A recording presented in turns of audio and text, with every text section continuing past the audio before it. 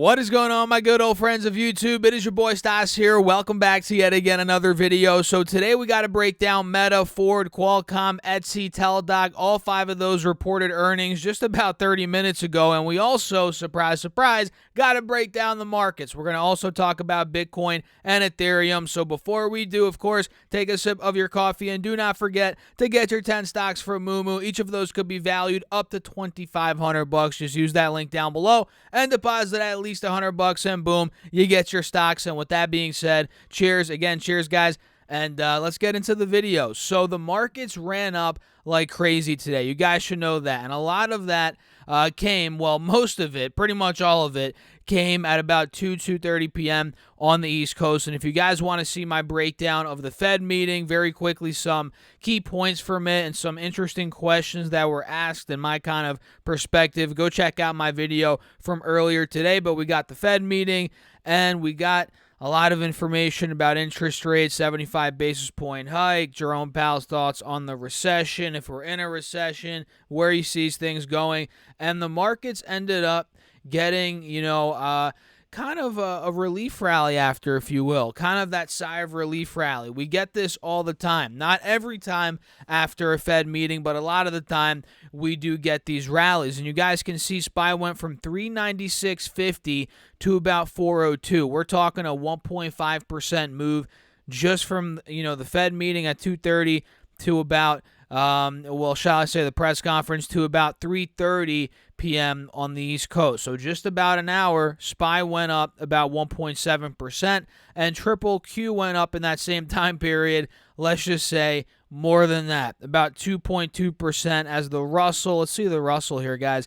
The Russell went from 1820 to 1850. It went up 2% roughly in that time period, as the Dow Jones went from about 31.8 to about 32.3, up 1.5%. So everything went crazy during that hour from 2:30 to about 3:30 p.m. on the East Coast. And we covered this in the previous video that SPY is officially now breaking out of the highs from last week. You guys can see that here on the 4-hour chart. Boom, there you go. We're taking out the highs from last week. Now we're probably going to go to about 410, in my opinion, in the short term, by the looks of it, based on how things are looking right now. And QQQ, let's see if this broke the highs, because last I checked, it didn't break the highs from last week. But as of now, let's see here, guys. If I zoom in, no joke. It got right to the highs from last week, 308.50, and we failed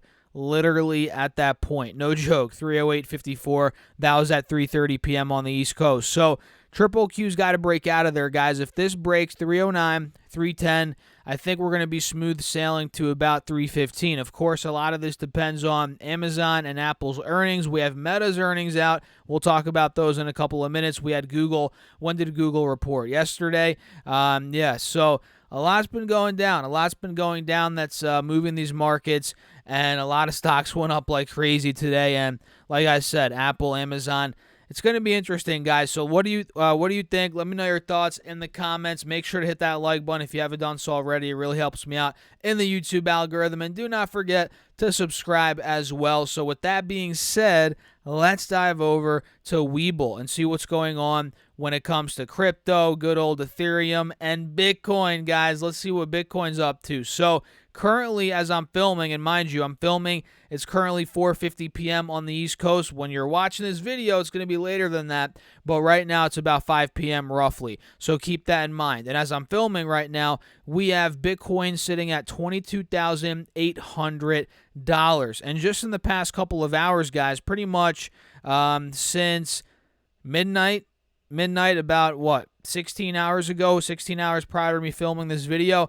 this Bitcoin, this thing is up from 21,000 to now 22,800. We're talking $2,000 of a move here, and that's pretty good for the bulls. If you guys can see here, that is a higher low. Bulls came in at a higher low, meaning the uptrend from the middle of July, which has been about a month and a half now, it's holding, it's maintaining, and now we're shooting back up, potentially to test the highs from about a week ago, being about 24,002 to about 400 here on Bitcoin. So bulls are taking over on this. They're taking back the ship taking over the ship again here on. I'm trying to make a cool analogy, but it's not working. But you know what I mean, right? And when it comes to Ethereum, let's pull that up. Ethereum is currently at 1600. I mean, this is crazy. It's up 11% on the day, and it looks like bulls came in on this one as well. Look at 1300, 50, 60 bucks. That's where it was not even 24 hours ago, guys. Not even 24 hours ago.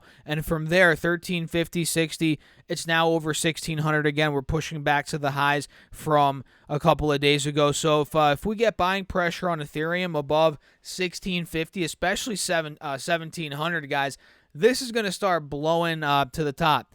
It might go to 1750, 1800. I mean, this is definitely possible. And you can see here on the monthly chart, actually, maybe not the monthly, maybe the daily. Yeah, you can see some gaps to the upside include 1700. But again, like I said, if that breaks, I mean, we're talking this thing could go to 2000. I mean, that's how quick it could move. So what do you think? Let me know your thoughts in the comments about Ethereum. And don't forget, with Webull, you can get 6 free stocks. Those are linked down below with any amount deposited. And with that being said, guys, let's talk about some stocks.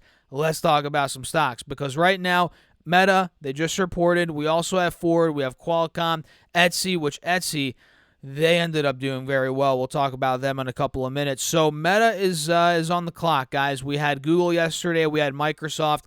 Meta's on the clock. Amazon, Apple, they're later this week. So they ended up doing, and mind you, Meta went up 6.5% on the day today, and they closed at $169 for reference, right?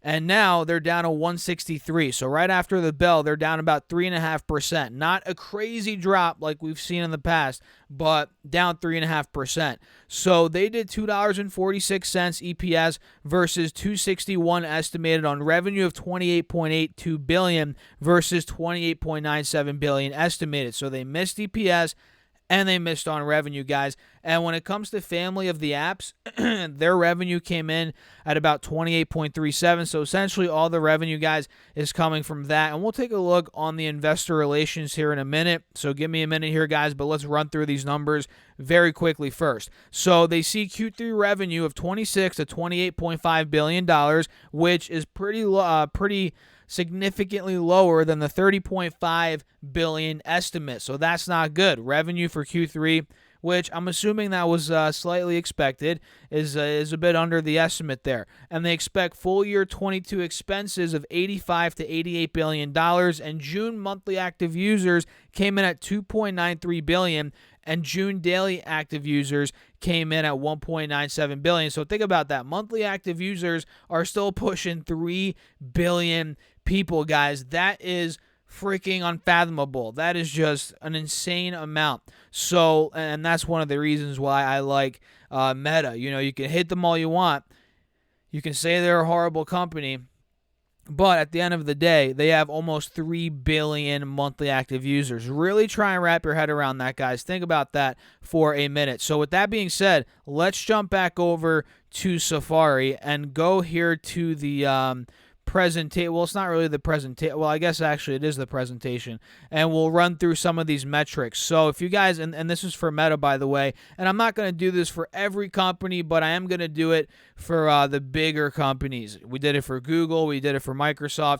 Let's do it here for Meta for a couple of minutes. We'll take a look at it. So advertising revenue by user geography. You can see that here. We have US and Canada, Europe, Asia Pacific, rest of the world. Obviously, I don't know if it was obvious to you, but it was obvious to me, guys. I don't know if you've looked into Meta, but most of their revenue comes, or a lot of it rather, comes from the U.S. and Canada. And for this past quarter, they did about $12.8 billion of revenue from U.S. and Canada. And if you come down here, this is revenue by user geography. U.S. and Canada again in the lead. Then we have Europe, Asia Pacific, and the rest of the world. And one of, I guess, the bullish, one of the bullish cases for Meta is they got to expand to the rest of the world, and they are doing that now, and they are growing in, I guess, the developing world across the seas. Well, I guess depending on from where you're watching this video, but you know what I mean, right? And right now, rest of the world, you guys can see. Let's come back up here to advertising revenue by user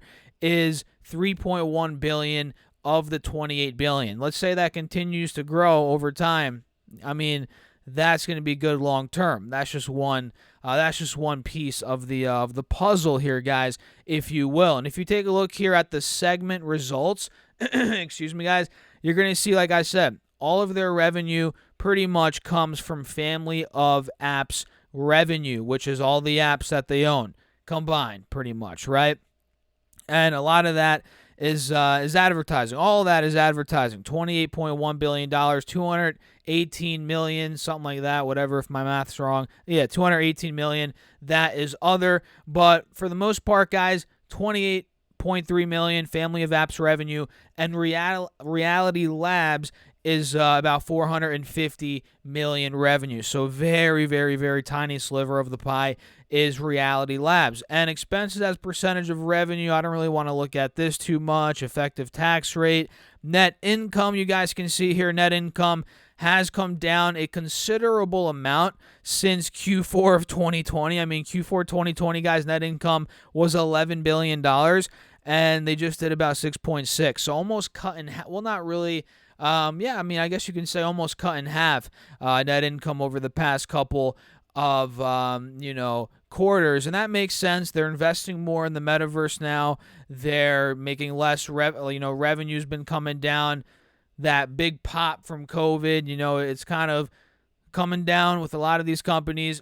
So it makes sense. Net income is also coming down. Diluted EPS also coming down. Makes sense. Capital expenditures up year over year, quarter over quarter. I mean, or this is actually, year to date 2021, year to date 2022, quarter 2 21, quarter 2 22, up year over year. Makes complete sense. Family daily active people, DAP, that is up, increasing. That's moving in the right direction. That is good. Family active people, or family monthly active people rather, also moving up in the right direction. That's good. And if you start coming down here to daily active users and monthly active users, that's where you're going to see the flattening, right? Monthly active users right now is pretty much flat quarter over quarter at 2.9 billion people, pretty much, right? And that's the same thing here with, well, actually, no, daily active is increasing ever so slightly.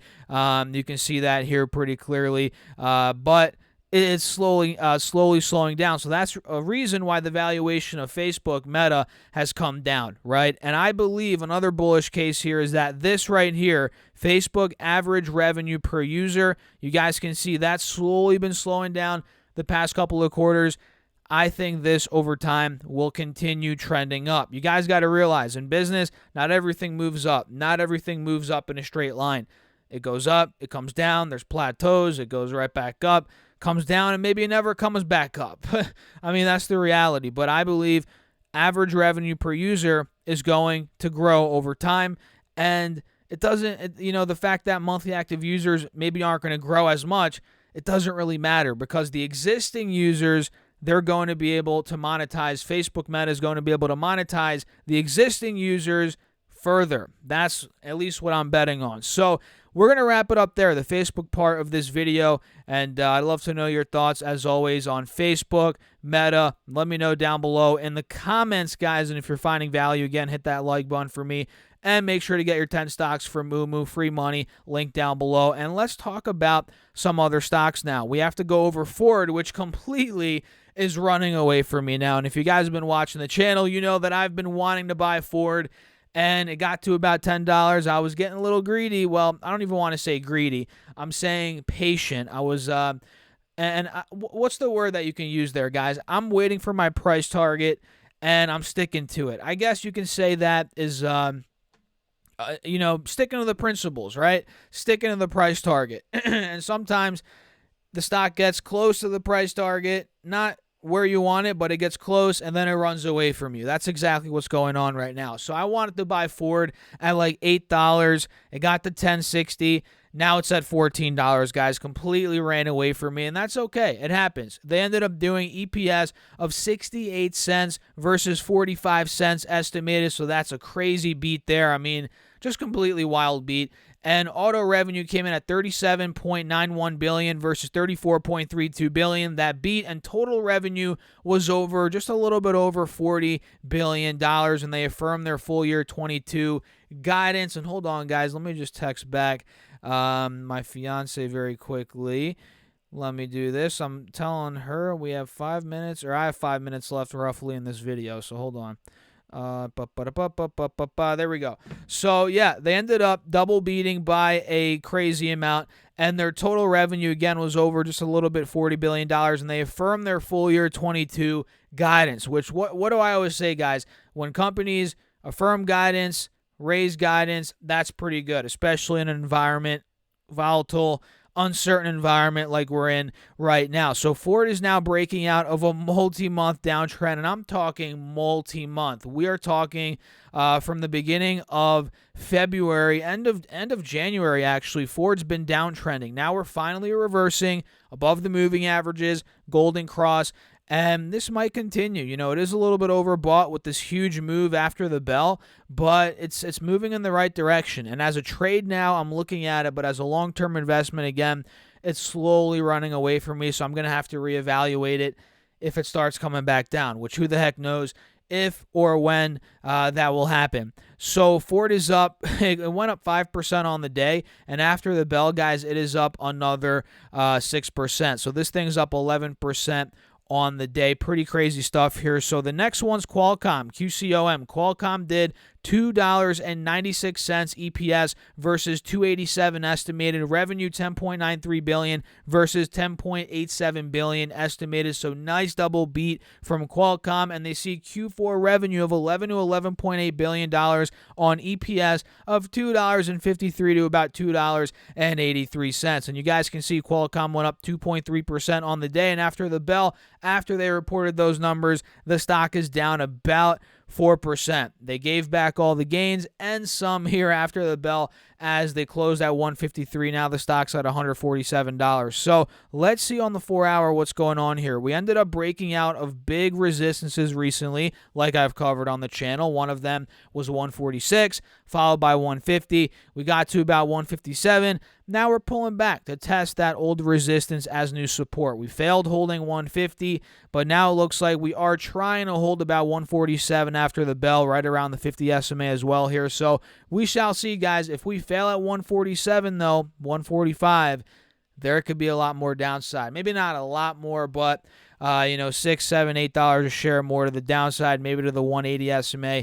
That's where this could be going. So Qualcomm, not too bad, but we got to just wait and see when the dust settles how this thing plays out. And look at Etsy, guys. Are you ready to get your socks blown off? Look at friggin' Etsy. This thing went up 2.4% on the day. Now Etsy is up. Well, it was up to $113 after the bell. Now it's at what, 103? It's still up 9%, guys. It closed at 95, and when it was at 113, it was up almost 20% after the bell. So Etsy did 51 cents EPS versus 34 cents estimated on revenue of $585.1 million versus $555.7, rather $557. If I could read today, guys, I might need my glasses. Gosh, $557.25 million. So they double beat EPS, revenue, and their guidance was pretty solid, or just maybe not solid, I guess right in line, maybe a little bit lower on the lower end of the estimate. But they see Q3 sales of $540 to about $575 million versus $570.27 million estimated. So not too bad for guidance there on Etsy. And just like Ford, guys, Etsy was downtrending even before Ford started downtrending. At the end of this thing's been falling since November. So, I mean, from November pretty much till the beginning of this month of July, it's just been slaughtered. And now it's slowly been reversing. It was down 80%. And now it's above the moving averages. It's about $40 off the lows from a couple weeks ago. And let's see if this continues. As of now, it looks like it is continuing the trend. And you know what they say, guys? Do not fight the trend. So let's see if it continues pushing here on the 4-hour chart, in the short term at least. And the next one, which I believe Cathie Wood still loves the stock or owns it. I don't really know, guys, to be honest.